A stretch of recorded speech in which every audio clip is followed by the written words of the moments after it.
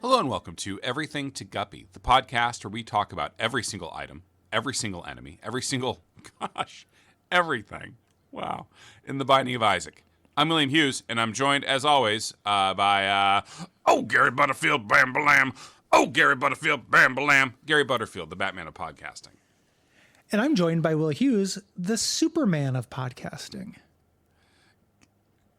Whom's this against? Whom's this against? It's against Superman, mostly. I guess so, yeah. Did you, rewatch the Gunn movie and we were like, boy, he really is kind of a shit. Kind of a little... My brother? Yeah. I didn't rewatch it. I haven't watched it once. So Right. You have strong... You'll see everything Marvel puts out, but... That's not true. But I do reject the idea of a Hawk girl. They're like, this is stupid. Dump it. Yeah, Hawk girl, dump it. Yeah. Gary finally found his sexism. Congratulations. Yeah. Yeah. It took 45 long years. Even though 44 long years, I was a sexist baby. Well, all babies are All babies are kind of like misandrist because they don't need daddy. And they love the tit. They're like misandrist, and they just love sucking on titty, and they yearn for it 24/7, and they talk about it. Uh-huh. And certainly there's nothing more feminist than fetishizing the female body. Yes. Yeah. No, I'm saying they're sexist. Oh. For fetishizing. Okay, see, I was saying... Sexist. See, I was suggesting that babies are misandrous because they don't care about daddy. They're both. They don't care about daddy, and they objectify, and they neglect. Yeah. They do both. It's not until we teach them to fear daddy through particular bed-based board games. Yeah. Yeah. And about possibly waking him up and what will happen if you wake him up. I guess you probably I haven't actually ever played Don't Wake Daddy. I assume you lose points, but the threat is ominous. Yeah, it sounds a lot like a current streamer game. Like you'd be sneaking around a house in the dark and like daddy shows up. Yeah. But so does daddy look normal? No. This isn't your mommy's daddy. This is a completely different daddy. Oh my God, does it look like daddy is someone's first Blender project where they took a regular daddy and made it nasty? And there are filters. And Brother, there are filters. Oh my God, the filter is like a film grain. Oh my God, do we not want to wake daddy because he'll activate the film grain filter? He just makes it look cheaper and cheaper as we go on. All the art turns to AI when daddy wakes up. That's a real shame, daddy. Daddy, stop it. Daddy, be a friend to labor. Daddy, be more like Comrade Gator Golf. Yeah, and that's completely analog. Presumably made in a country where they treat their workers well. I bet. And I will do more research on that. I will not further look into that at all. I haven't looked on the fine print printed on Comrade Gator Golf, but I'm sure you're right. Generally, plastic is produced in fair countries where they treat their workers well. Toys. Yeah. Yeah. All the He-Mans? Yeah. Well, those are made in Eternia. Oh, yeah. Much like our friendship, Gary. Yeah. Which is Eternial. If our friendship was a car, it'd be an Impreza. It's not quite impressive, but it is Impreza. That's fun. Yeah. Was that an original just from now, or is that when it felt a little practiced? I didn't, about our specific friendship, I haven't mentioned that before, but the idea of cars and depression drugs both do a thing where they just take the word of what they do and then kind of fuck with it. Okay. Like there's a SSRI called Abilify. Sure. It gives you abilities.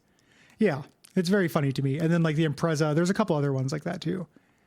Where it's not quite the word. It's kind of like the word though. I would like a drug that gave me abilities. I feel like I have no abilities.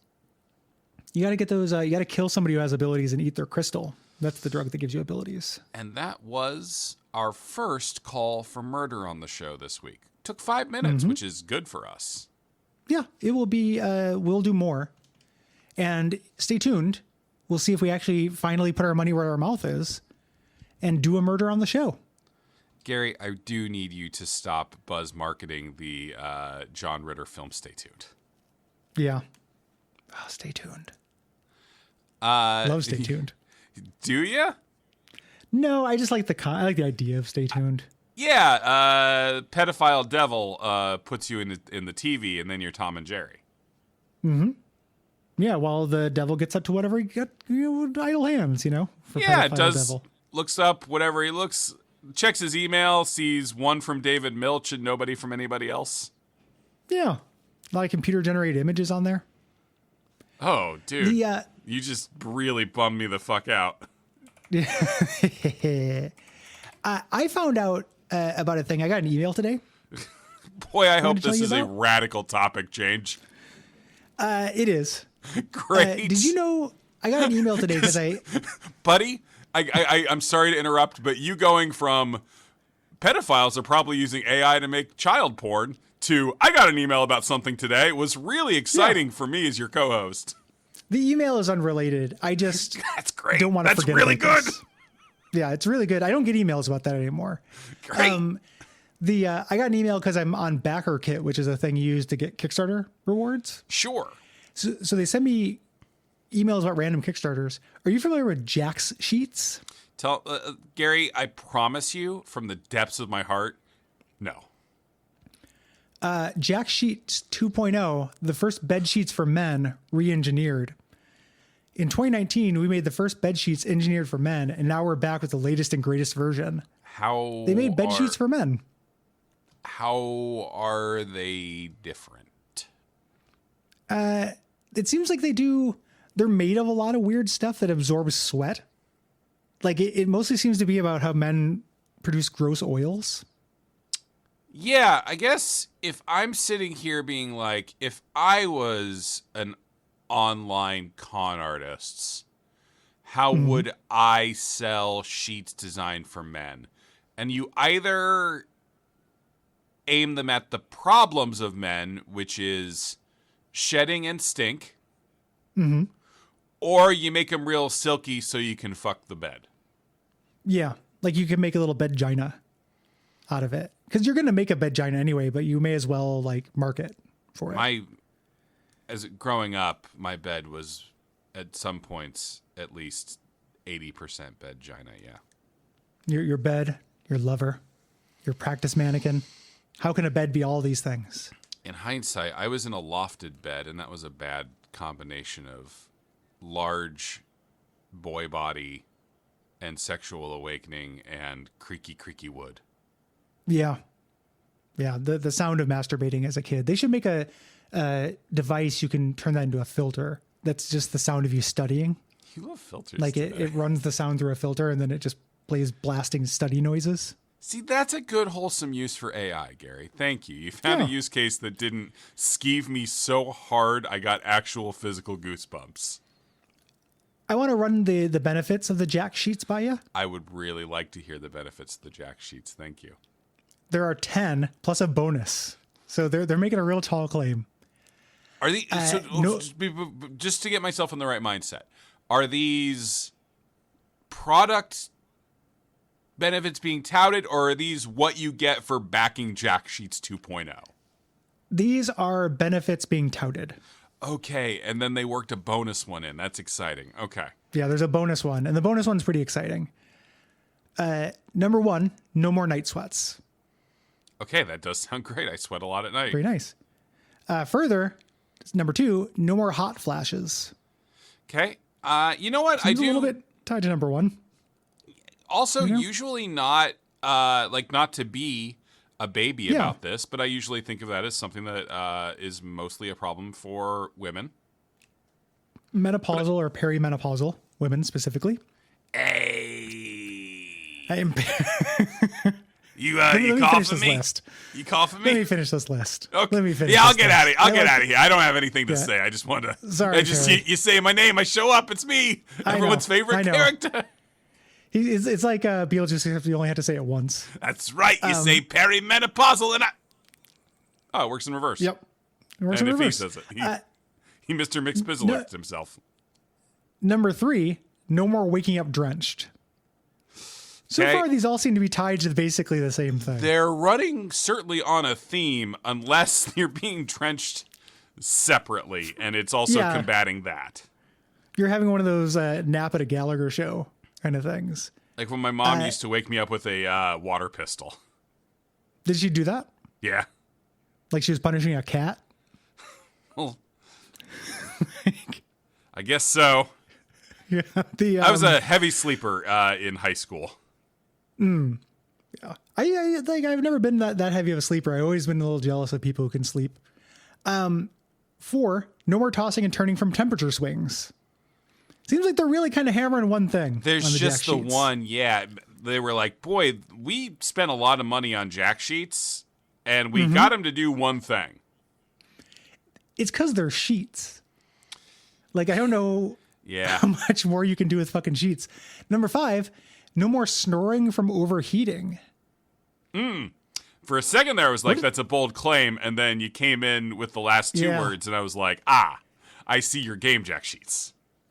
The logic is you go on your back to cool down, and that makes you snore. So the jack sheets allows you to sleep comfortably on your side.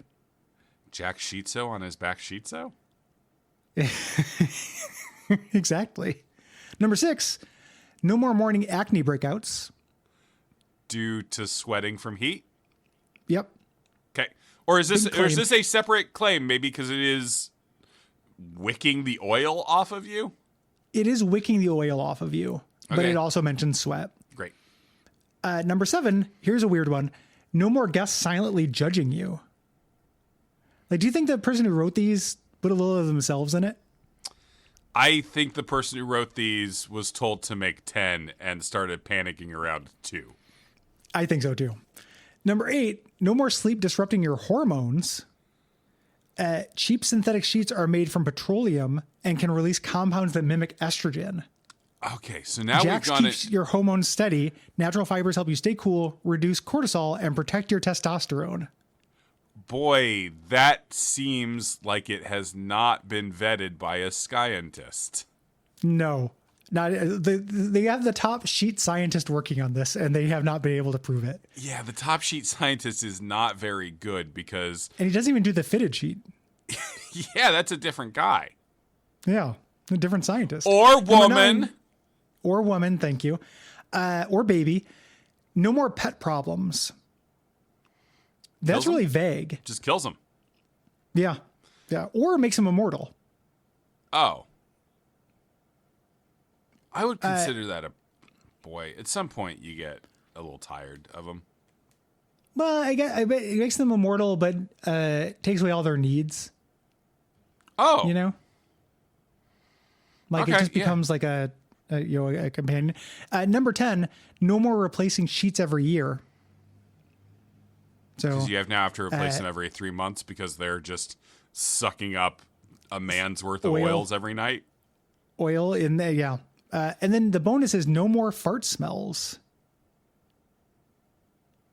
So if you're the type who likes to let it rip, but you don't want to marinate in regret, this duvet might save your relationship. So are they suggesting that they have a fart filtering sheet? Yes. Because I find, I'll tell you, and I don't want to tell tales out of school. If I'm in bed, I just put the blanket over myself. My wife and I sleep under separate blankets. Mm-hmm. The problem very much solves itself. Yeah. The blanket contains it. I don't smell it. She doesn't smell it. Yeah, it just goes away. It just your body resorbs it. Yeah. You know? Yeah, it becomes nutrients. Do you and your wife sleep under the same blanket? No. The separate blanket hack is fucking genius. I started that with my ex or my last girlfriend, and it is a game changer. It's awesome. I can't touch another person while I'm sleeping. I can't be like other people can't exist during the sleepy time, except of course for the doctor from Voyager, Star Trek Voyager, who I think about before I go to sleep. Yeah. Robert Picardo. Yeah, from Gremlins 2. But I do genuinely, that is how I get myself to sleep, is I imagine conversations with the doctor from Voyager. It used to be Towers of Hanoi. So Towers of Hanoi is if I'm anxious. Okay. Run me through the different emotions you combat as you go to sleep and how you do it. I mean, if I'm just like too amped up from like maybe a video game was too exciting, or just my pervasive anxiety disorder has been especially bad, then I will do some Towers of Hanoi to calm down. Okay. Otherwise, if I'm going to sleep, I'm just thinking about my self-insert OC Voyager character, just having a conversation. Maybe it's a little confrontational, but it's got some nice plot to it with the Doctor.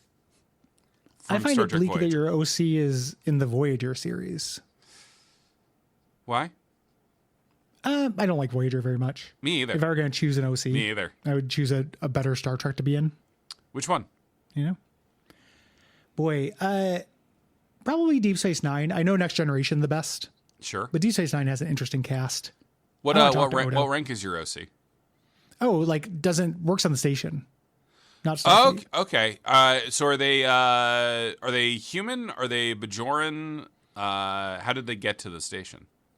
They're human. Sure. You know, and they don't know. Oh. It's actually kind of a fun mystery. Amnesia. That's a really good hook. Who do they It's mostly a great plot talk device. I like to talk to Odo. Because I think if I existed with Odo in real life, Odo, I think, is the most annoyed person, like in Star Trek history. Sure. And I'm really annoying. So I feel like that is a good combo. That's interesting because in our duo, you're the annoyed one, not the annoyed. I was going to say annoyo. Because I'm really the Quark to your Odo in a lot of ways. Yeah. But I sometimes I want to be the Quark. I'm a switch. Yeah. You know, when in a relationship, you have to decide who's the Quark and who's the Odo. You know, and I want to get a little time as a Quark. Would you try to talk him into being stuff? Yeah. And I'd ask a lot of questions about his dick. I don't have one unless I want to. I know, but like, have you seen one before? How do you craft one? Like, what do you mean? What do you did you see one that you? Of course I've seen. What was that? One. Of course I've seen one. When you do it, is it always the same dick? I'm not saying this is a good Odo. I just want that on the record. I'm not saying this is a good Odo. It's different every time. It's to meet the needs of the moment. Are you basing them on different dicks you've seen, or are you like freestyling like the Spore character creator? It's exactly like Will Wright's Spore character creator. It has the little bones that I can draw. I really need to get back to station security, Gary. Okay, I'll see you next time. I hate that. Love you. Don't do crimes. Well, and scene. See, that's what I do. But it's not to go to bed. It's to get hyped up in the morning. Yeah, I can tell. Like it had some of the energy of like an early morning Gary. Yeah. You know, just a little way to start your day. Odo argument. Who needs coffee when you've got an Odo tulpa? Mm-hmm. And you could just have like a bucket of slime and could pretend it's Odo and basically could be. I guess I was going to ask how you get the slime, but the slime industry is big these days. Yeah, go to the mall. There's a mall kiosk for it. They sell it in Target. Yeah, children just love the stuff. Yeah, it's wild. Me and Kay talked about this. Yeah. I don't want to burn too much Abject Suffering cast, but Kay asked her niece about it, and apparently her niece said that it's kind of like Futures, like they trade it. Uh-huh. Like it's like the Steam Marketplace with hats or something. And I don't think that's true from my research. Okay, so the child was just lying to Kay. I think the child might have been lying to Kay, or the child's a real weirdo and has some real weirdo friends who trade slimes. I remember me and my buddy John, we were so excited for Super Mario RPG to come out that there were some trading cards in the back of Nintendo Power that like listed moves, and we made our own little combat RPG with those cards. Fun. Children are just dangerous. Yeah. I made on the worst day the best part of the worst day of my life. You go ahead and say yours. I was just gonna say, when I was young, I made a little game. Made two characters who would face each other, and it was a wizard and a warrior, and it was basically war, like the card game. Yeah. You know, with a piece of paper. But the card game. I thought you meant the concept and constant of human existence. Yeah, or the Horsemen of the Apocalypse. But no, it was like the card game. And the wizard had like a lightning bolt as their final move, like their big move they could do. But I couldn't, I was a real little kid. For the life of me, I couldn't figure out what the warrior's move should be. Yeah. That would be the equivalent. So it was a box of bees that he would toss. That's good. I don't know where I got that from, but yeah, he would toss a box of bees at the wizard. I don't want to get hit by lightning, but I guess I want to get a box of bees tossed at me more than I want to get hit by lightning, but it's a close run thing. Yeah. I don't know where that came from or why I thought they were equivalent. I mean, getting hit with a box would be bad as well. Being hit with an empty box. It was a wooden box. I drew it. Oh, sharp corners or spherical? Yeah. Sharp corners, not a spherical box. Okay. No, those take a long time to craft and you got to sand them. Yeah, but oh my God, the workmanship is so good. I just Stash realized box. that song "War, What Is It Good For" is probably about the card game because I've never had a fun time with it. Yeah, it's an awful fucking card game. It's not very good. Yeah. Absolutely nothing. It seems like it's mostly for children who can't handle rules. Yeah. I mean, yeah. Checkers is too advanced. Yeah. Play wars. Or you can play any game. Like, there's literally 1,000 games you can play with a deck of playing cards. But if the child just wants to slap you, yeah, and yell, yep. Yeah. At that point, if I'm hanging out with a child, I'm like, let's learn how to throw these cards into a watermelon or something. Let's do something different than just draw cards. Have you considered kind of a secondary run as a beloved character actor? Yeah. Yeah. The like a Ricky J. Yeah, Ricky J up our children. Yeah. Or either that or I teach the kids to play blackjack. Computer, generate me a picture of a child Ricky J. No, too close to the sun. Too close to the sun. Yeah. I can't imagine a Ricky J. Like, Ricky J has he's either 40 or 80 energy, and he has the entire time I've ever seen him. Yeah. Like, what's this young Ricky J look like? That is a fucking... I'm going to Google that. That's a mystery. To be fair, he looks different now. Yeah, way different. But in some ways, the same as we all will, you know? Young Ricky J. Okay, he looks like a hippie. Yeah, that tracks. Yeah. Yeah. But yeah, the best part of the worst day of my life was a child stopping me on the playground at the school I worked at, prompted by nothing, to just tell me about some Skylanders he made up. Yeah. Was it before or after the worst moment of your life? It was before. It's okay. Solidified in my memory as the last thing that happened before the bad thing happened. If it was after, it would be funnier. It would be much funnier. Yeah. Like, I did scare many children that day by, like, running full tilt across a playground to get to the other building where the bad thing was happening. Yeah. But yes, if the child had then flagged me down because he had thought of one more Skylander, that would have been very funny. And if you stopped, like it's an emergency, Mr. Hughes, and then they told you about, I don't know, Spark Runner. Yeah, I don't know a Skylander name. Yeah, no one does. I don't know. And they're made up, so it could be anything. Skylanders. Yeah. That's great. Making up Skylanders. Yeah. That's Spyro, right? That's a Spyro spinoff. I don't know if it's directly spun off from Spyro. It's from the Star Control people. Interesting. It's Toys for Bob. I know almost nothing about the Skylanders. Creators of The Unholy War. What is it good for? I mean, that game kicks ass, and we should play it at Duckstream again. Yeah, I remember that. That was a funny game. It's good. Yes. It's good. It's all right. Asynchronous or asymmetric top-down combat is good. Yeah. Anyway, Gary, this is a podcast about The Binding of Isaac where we're doing Monster Blitz, part 86 or something. Yeah. Where we talk about all the monsters in The Binding of Isaac. Mm-hmm. And as you alluded to in your intro, we're talking about the Black Boney. Yeah. This guy's a problem. He's a problem. He looks like a bony, but he's black.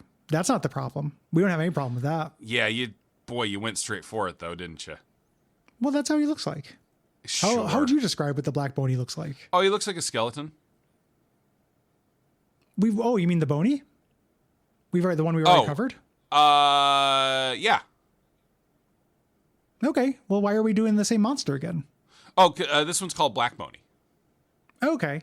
Does anything visually differentiate it, or when you're just on the screen, does it just look like you have general bonies? Gary, this is where you find out that I've had the gamma on my screen cranked down to nothing the whole time. I can't actually see anything. Fuck. Yeah, you have to turn the brightness all the way up so blacks look white. It's the colors. Fuck, dude. Yeah, I know. I didn't like it either. I corrected the colors. Yeah, great. Yeah. Okay, so this is a bony, but the bones are black. So it acts just like a bony, walking around throwing those fast little bony fastballs. But 3 of them. Mm-hmm. They throw 3 in a row. Pop, pop, pop. Rapid fire. Oh my God. Rapid shot. Gary, you should. Do they have? I guess I'm describing beatboxers, but could you be a verbal drummer? Probably not. I'm too much mouthed. Can you try to drop just like a sick beat for me real fast? That's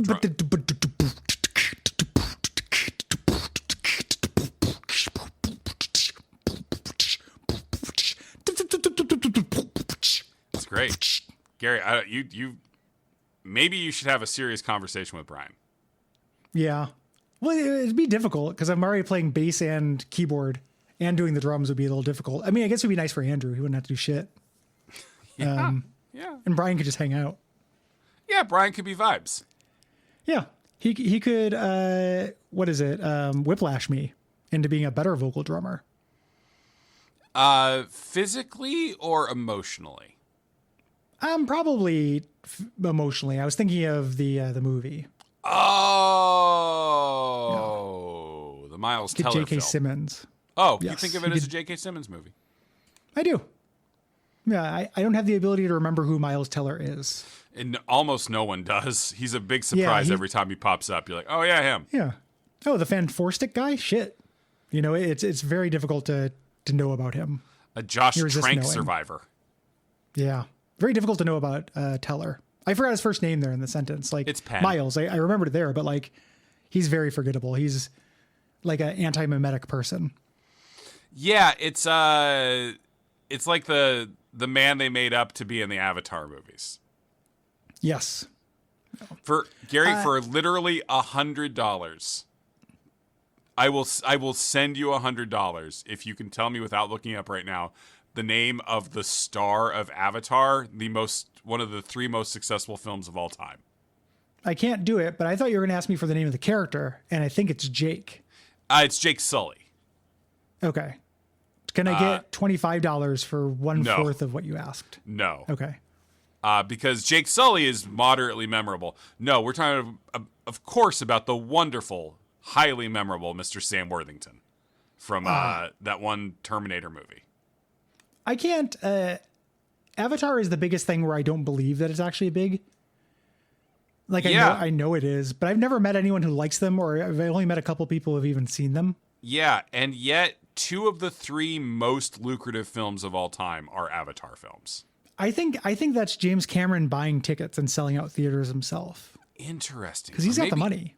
Do you think maybe he's found a whole population of moviegoers down in the Challenger Deep? Oh, okay. Like us? Like yeah. Yeah, he's showing this. Well, I don't know what the Challenger Deep is, so I'm going to move it to a reference I understand. I understood what was happening. The Challenger, it's where he went in his submarine. There was an OMSI exhibit about it, is why I know about it. So he just found the entire anti-population of the United States going to see it. Because if you're one of the tethers, you'd probably watch Avatar. What else are you gonna do? Yeah, if it's on. Yeah, I'll watch whatever's on if I'm a tether. Like, that get me to watch some real bullshit. I watch Modern Family. I'd watch I'd watch the whole fucking show. Yeah, you'd be like and you'd get invested too. Yeah, I'd watch Big Bang Theory. I'd watch anything if I was one of the tethered, because all you can do other than that is hang out and like kill rabbits and eat them raw. I feel like. Yeah, that doesn't. Sound and have what is clearly shown to be non-consensual sex. That is true. Because your real world versions are having sex. Yeah. That part I wouldn't like as much as Modern Family. No, Gary, I absolutely agree. The black bony also explodes on death. Yeah, that's the a other problem. Sorry, I had a huge issue just crop up where an autoplay ad popped up on my my monster wiki, and it was just absolute nightmare world. I apologize. What was the ad for? I refused to look or hear. It was just playing a little song, and I got very mad. Okay, gotcha. So the Black Pony, so already he's more of a threat, but also if you're in proximity to him when you kill him, he explodes. Yeah, well, he explodes regardless. And he moves real fast. He'll chain explode. He always spawns with other guys. Mm-hmm. You know, just like me and my housemates back at the fraternity. Yeah, we get together and spawn. Yeah, the Airy squad, right? Because you all had names that ended in Airy. Yeah, Gary, Jerry, Barry, Larry, Harry, Carrie. That was most of them. Oh, you left out Scary? Yeah, that one was rough. Scary was pretty frightening. Did Scary ever take off the mask? No, especially not when he was spawning in the circle with us. And it made it really hard to spawn. Oh, I'm sure. Not bullshit. And fuck. You got there before I did. Gary, I'm sorry. You were busy. You were building a whole world in your mind, and I was just over here taking little pot shots. And the world of all of these men jerking off in a circle, and one of them wearing a monster mask, is like kind of compelling. I mean, we can't prove one way or another that Slipknot has never. Yeah. What band do you think is the most likely to have done that? I mean, this is a very, very, very easy question because it's the Red Hot Chili Peppers. Yeah. Correct. It's the easiest question anyone's ever asked me in my life. Yeah. They never stopped. Yeah. Yeah. Yeah. They do it before every show. They're doing it right now, dude. I That's just checked their Instagram. Yeah. Their Instagram is just a big picture of Flea with a thumbs up while the other three guys are like looking down. Yeah, it's a summoning circle. It's how they summon good shows, and they put on those socks, and that's what you do to clean up spawn. So you put the sock on, and then you go and play your show. And play a great show by all accounts. They're really rocking hard right now. Yeah, the 100%. Like, people like that band, even though they're wrong. Anthony Kiedis was a pioneer. I have the mustache now, and Anthony Kiedis has had it for a long time. And I don't like having things in common with Anthony Kiedis. And yet, every day, it seems like you find more. Yeah, I know. Sucks. Yeah. I got lunch with Nick yesterday. Hell yeah. Tell me about it. It was good. We went to the Wings place, and then we went and played a complicated board game. Nice. What'd you play? Scythe, which I've played before and really like. And I was like, hey, we could play this. We have some time. Mm-hmm. Our wives are hanging out, and we don't want to be there. Yeah, my wife was also there in the wife hang. Mm-hmm. The Duckfeed wives like to hang out. And then an invitation was extended to a Gary Butterfield. Yeah, but I had to play Wasteland 3. Got to get them toasters repaired. Got to get those toasters repaired. I like that game. It's really long. The Winter CRPG, along with Real Lich Hours, is hard. It's a lot of time. Yeah, it seems like it would be, yeah. Yeah. Just a lot of time, and I'm not good at time. So where do I put my suggestions for the next games for Real Lich Hours? There's no suggestions. Okay. You could just tell me. Like, there's not a place to put them. You can put them in my ears with your mouth. Is there like Gary, historically that's gone poorly for me. Is there just a box that I can put? Can you install a box at your house? Like sometimes people have for like medical testing supplies, and I can put them there. Like a reverse free little library. Yeah, but it's me giving you ideas for video games that I want you to play and then talk about on your show. On Real Lich Hours specifically? Real Lich Hours specifically, yeah. That is the one I'm most current on. I don't want to build a box. I feel like what if you put it? What about my mailbox? First off, you have a mailbox? Yeah, there's a perfectly good box. It feels like it's going to get mixed in with mail. It will, but I'll see it. I check my mail about once a week. I'm not good at it. So I'll see it. Can could you sign up for the medical testing supplies thing that puts the box on some people's houses that I see, and then cancel that service, but ask them to leave the box? I don't know what that box is, but I can probably get it being diabetic. Like I have a Sharps container. Yeah. At home. Maybe I had to do some research. I have some thoughts on Sharps. what you guys should do. I know you're doing Planescape Torment, and that's fine. It's fine. We already know what we're doing next as well. Do you? So, yeah. Anything you were gonna suggest? It's like 3 years down the road. That's fine. So, yeah. Boy, I'm curious, but I don't want to have to bleep it. You don't have to bleep it. We talked about it. I think we're gonna do the Shadowrun games. Run the Hairbrained trilogy.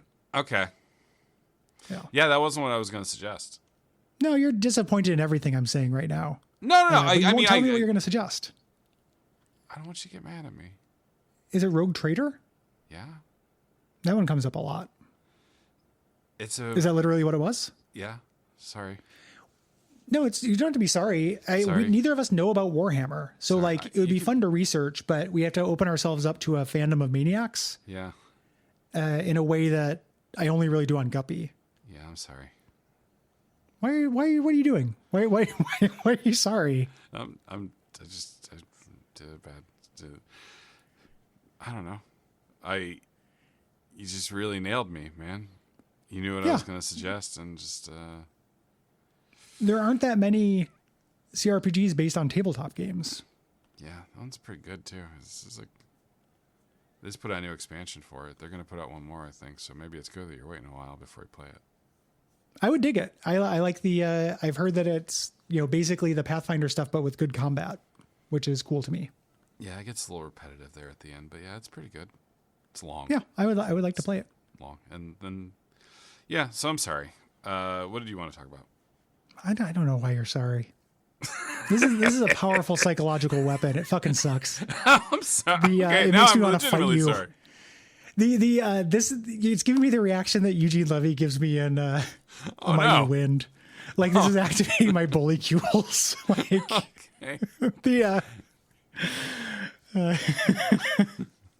No, it's good. It's effective. Good. It's super effective. Not actually mad. It's just like I am amused by how mad that made me.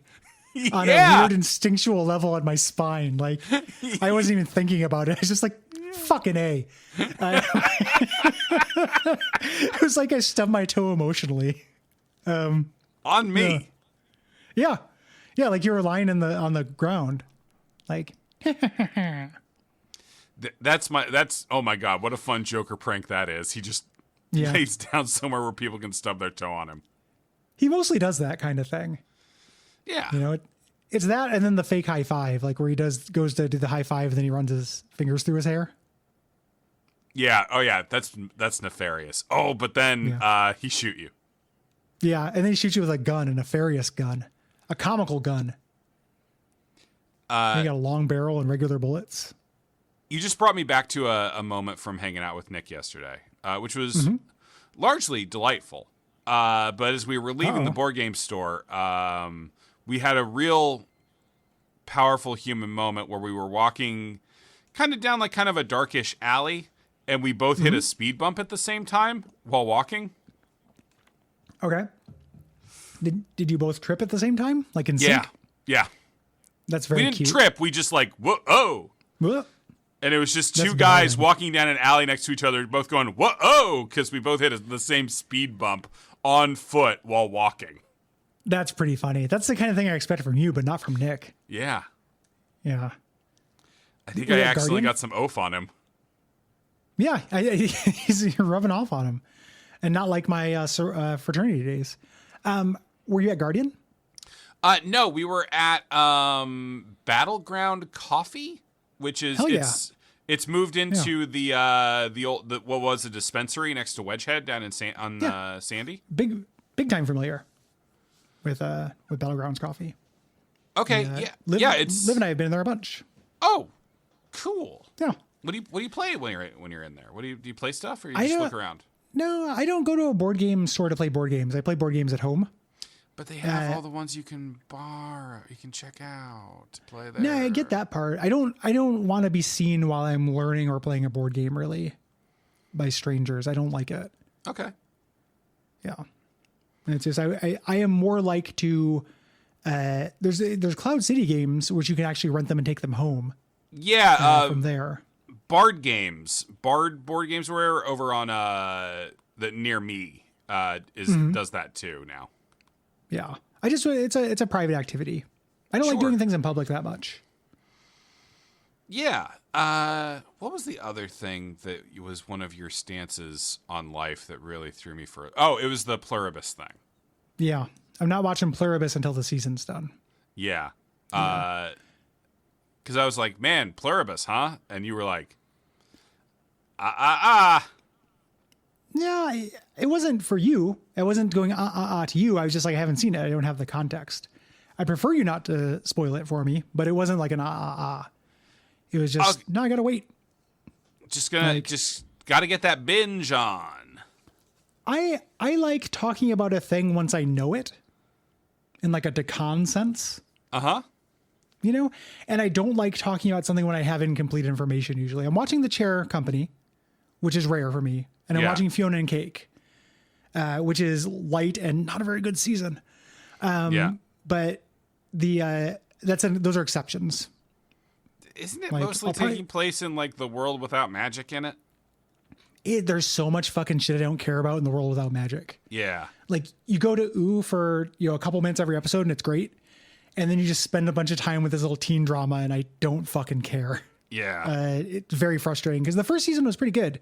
Mm-hmm. Second season is, it's probably tied with the Magic School episode of Distant Lands for my least favorite Adventure Time content. But again, really, I don't know it. It like might pull it out. It might be good. Like I like the Choose Goose as much as anybody, but that one really did feel like they just had an extra script sitting around and they're like, fuck it. We said we'd make 4 of these. And here's a bunch of new characters. Like Peppermint Butler was the character who was established, but I don't know, like Abracadanielle is fine, but I didn't want to spend much time with her. So. Yeah, it's just isn't what I was going to Distant Lands for, which was please give me some sort of closure on these characters I've been watching for more than a decade. And then they do, like the one where Finn goes to hell is great. Yeah. Like that does it. The Marceline one is good as well. The reveal on that one is so like the title card reveal is so good. Yeah, I love it. Like it's like a secondary finale. Like the finale of the actual show is one of my favorite finales of anything. But it's like another one that's almost equally good. Yeah, Distant Land or Fiona and Cake season 2. Couple laughs, but disappointed. But anywho, I want to know. I haven't watched Severance yet because it's like it's not over, and I don't like that feeling of anticipation between seasons.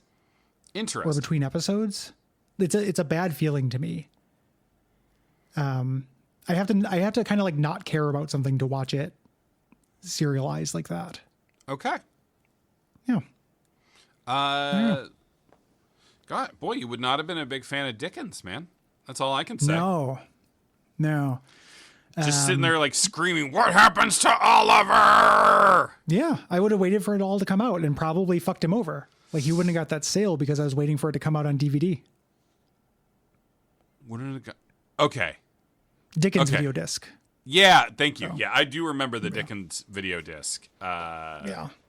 It was a competitor to... boy, I thought by the end of the sentence I'd come up with a fun Betamax pun. But I didn't. There's got to be something there. I thought like Betamax, and then I'd say another like an author with Max as their first name, but Maxes aren't good at writing. Like who? Like Max Brooks Ernst or something. Yeah, like it would be the Betamax Brooks. Not going for that. I was trying to think of something with DAT, and I couldn't get anything with there either. So you went to DAT first and foremost. That's exciting. I did go to DAT, the digital audio tape.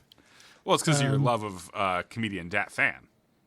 No, and because it was an acronym, like DVD is. Yeah, like the versatile. So I was thinking of like maybe like a digital audio, Tolsky.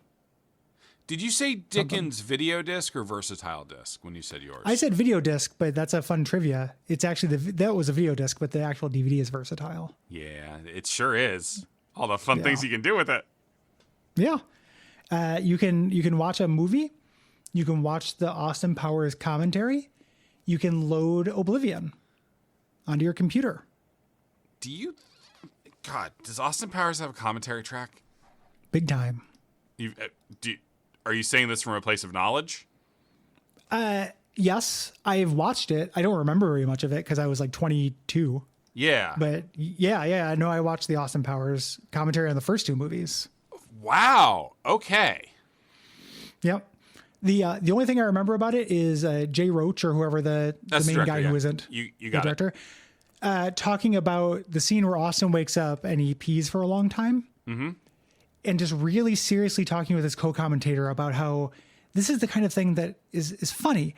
And then it wraps around to being not funny, but then it goes so long that it just becomes hilarious again. And that's what comedy is. Like, it is a very bland, self-congratulatory commentary, if I recall. Can I tell you about the dumbest laugh I've had in a minute? Yeah. I've been playing the Simpsons Fortnite stuff. Because, I like to look at Simpsons stuff, and Fortnite's a good way to kill half an hour. Mm-hmm. I did go into an area and got knocked on my ass, and I was like, why did I get knocked on my ass? And then I looked down, and, I'd stepped on several rakes. That's great. And I was real fun. That's good. You got me, Simpsons Fortnite. This is the cheapest carb you could get me to laugh with, and you sure did. That's pretty good. That shows some attention to detail that isn't just showing the characters. I mean, the other people have talked about this. The weirdest thing about this is that you can walk through what I assume is a Gracie Films authorized blueprint of the entire house. That's pretty fun. And fragging it. The fabled rumpus room. Yeah. The secondary where Homer watches a tiny TV and sees the boys arguing over a comic book. Yeah, the little things they've had to do every once in a while to make the actual geography of the house make sense. You know the story about the house they actually sold off or auctioned off? That was the recreation of that? No, I don't, Gary. Please inform me. I think it was for the Simpsons movie. They had a promotion where they were giving away a recreation of the Simpsons house. It was in a very remote suburb in Arizona, honestly, somewhere in the Southwest. An old lady won it. It was apparently a nightmare. It was a really cheap house. Yeah. Kept trying to sell it, and it now lies abandoned and has been raided by people to steal props from it. Sure. It's this really sad... It may have been demolished by now, but it become this very sad, rundown, graffitied, nightmare house. That's great. Because it was one of those here, have an albatross. Have a house where you don't want to live that is not very functional. It had concrete floors. Awesome. Awesome. Through the whole thing. Yeah. Is that where Gene Hackman ended up dying? Yeah. That's what it sounds I think so. like. It does sound like where Gene Hackman died. This is not a place of honor. Man, that story bummed me out so fucking much. It's really fucking bleak. Again, as a person whose job it is to filter the news, basically, just every new detail I got was oh my God, the dog starved to death. Jesus Christ. I like playing a little game called Which is Sadder, Gene Hackman or Bruce Willis? You know? Now? Bruce Willis is surrounded by people who love him, who are caring for his every need. I guess now. Yeah.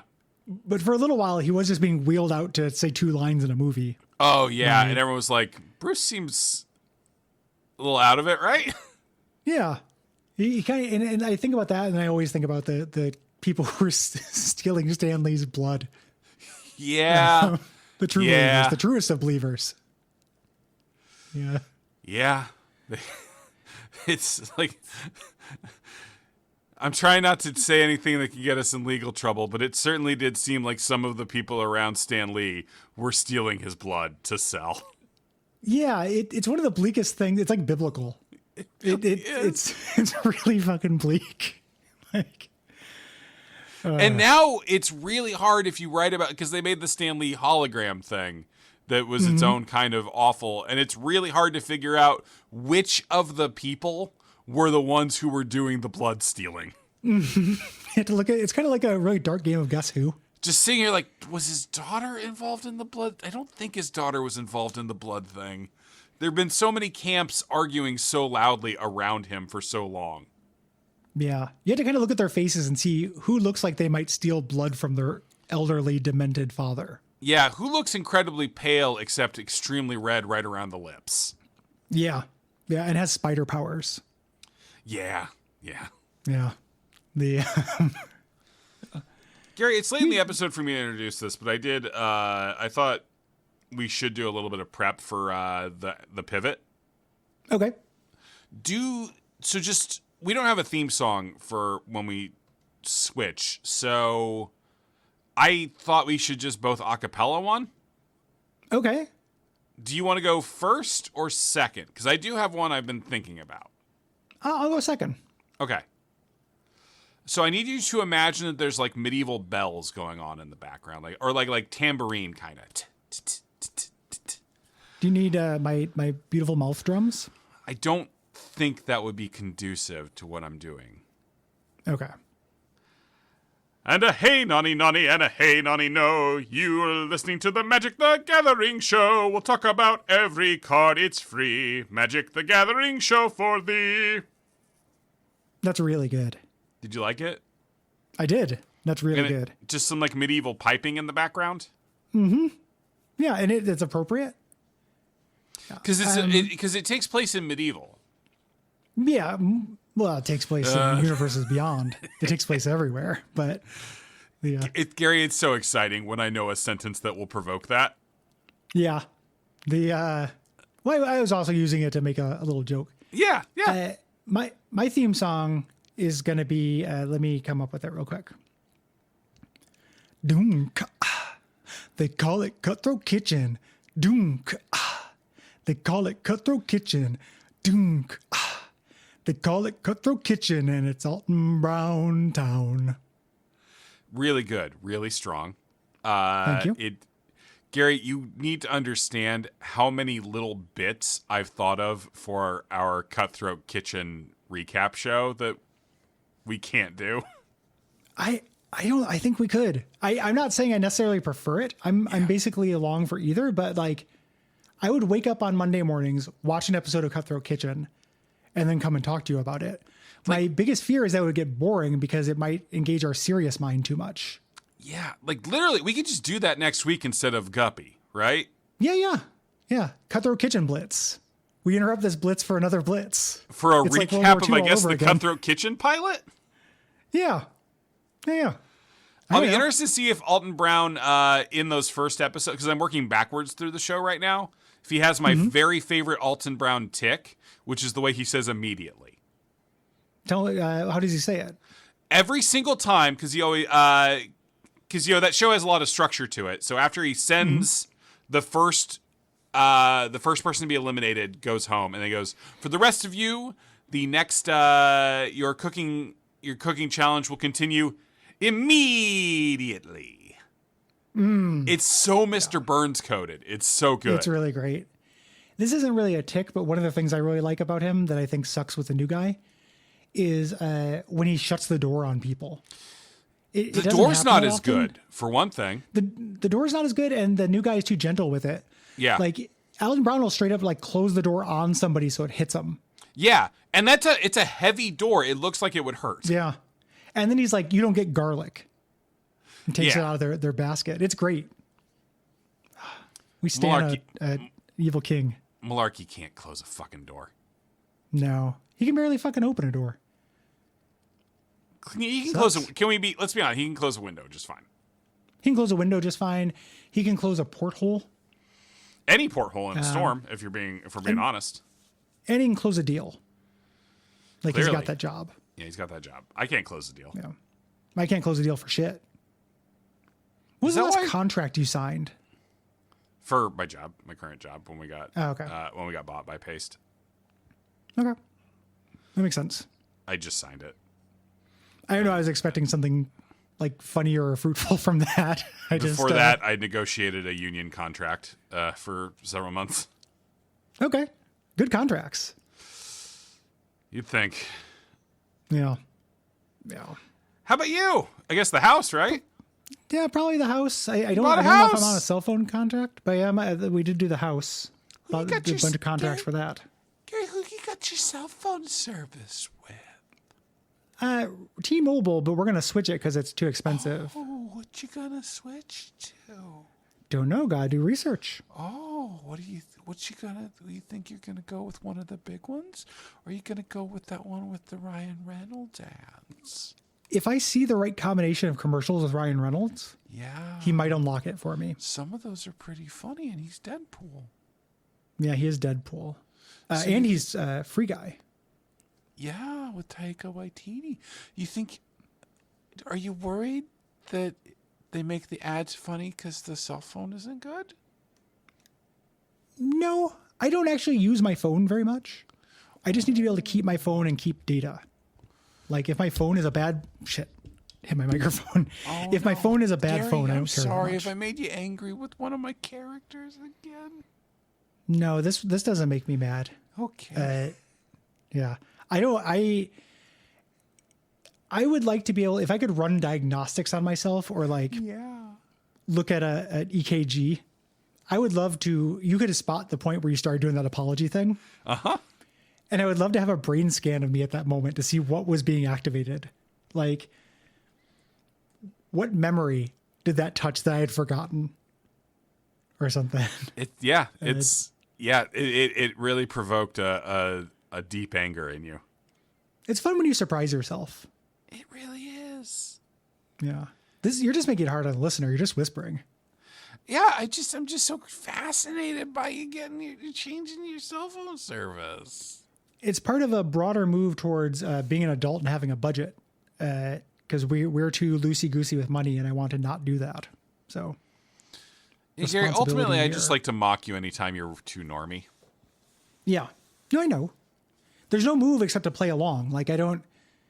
This is something I learned from Kay, is that when you're being mocked for something for being a normie, there's no counter to it. You just have to keep being normie, and then ultimately you win a little bit because the other person has to deal with you being normie for longer.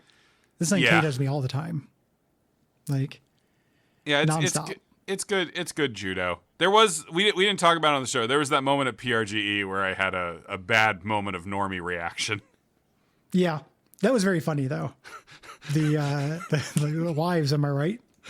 I think so. You were having it was a booth where the guy was selling like kind of like nice, genuinely nice game. What? Switch covers. Covers for your Switch. Like good looking ones, like non-embarrassing, right? That kind of, there's that whole niche of nerd stuff that is just, what if I was the guy who was selling this thing and it didn't look fucking embarrassing? Yes.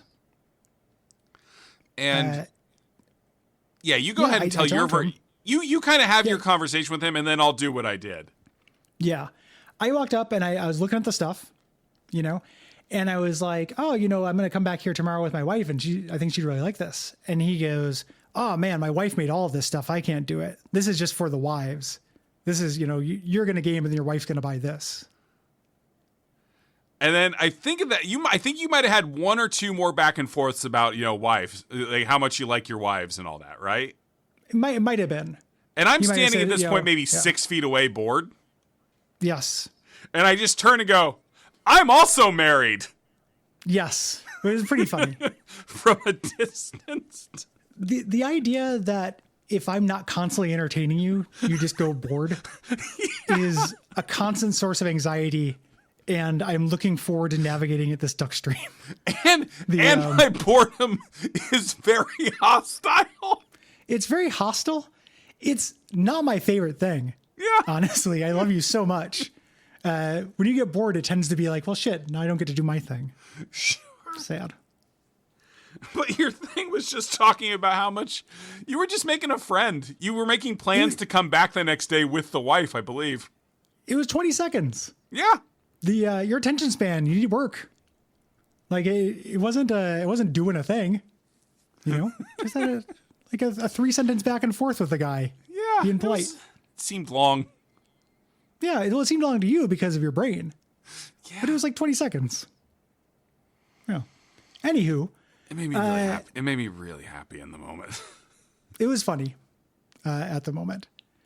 It's fun to violate norms. Well, depending on the norm. I mean, for you, Cheers, it'd probably be violating Morn, right? Yeah. Yeah. Shit. If you like the show, yeah, go to patreon.com/Duckfeed.tv. Give us dollars, and you can leave ratings, reviews. Because Morn is a character in Deep Space Nine. Yeah, like this one, left on Podcast Addict by Roses Are Free. A fantastic podcast that comes into form once the hosts are given even more time to shoot the shit. Gary and Will fill every episode with a bountiful amount of conversation, hurting each other's feelings at least once per episode. On top of that, eventually they will tell you about an item /trinket /boss /enemy in the Binding of Isaac.